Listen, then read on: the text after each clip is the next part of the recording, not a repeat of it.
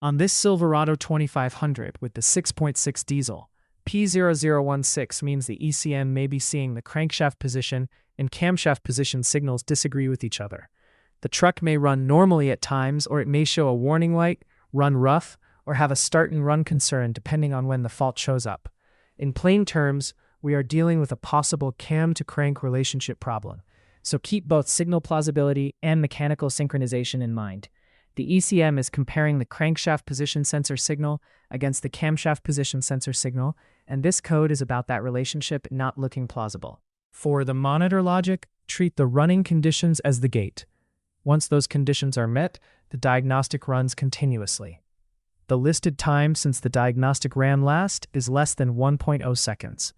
The code sets when the relative camshaft position deviation is greater than -10 degrees in one direction or greater than 10 degrees in the other direction, measured in degrees of the crankshaft.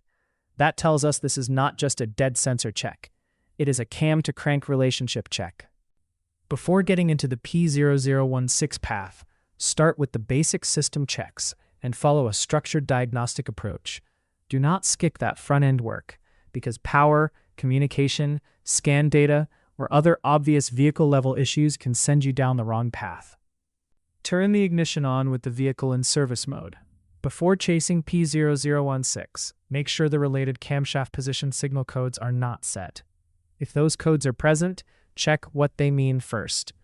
If they are not present, continue into the P0016 check. Now, run the engine at idle with the engine at normal operating temperature. Check whether P0016 sets.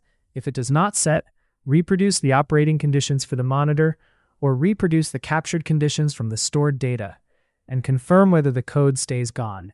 If P0016 does set, move into the sync-related checks. Turn the ignition and vehicle off. Then inspect the items that can make the cam and crank relationship look wrong. The camshaft and crankshaft position sensors must be installed correctly.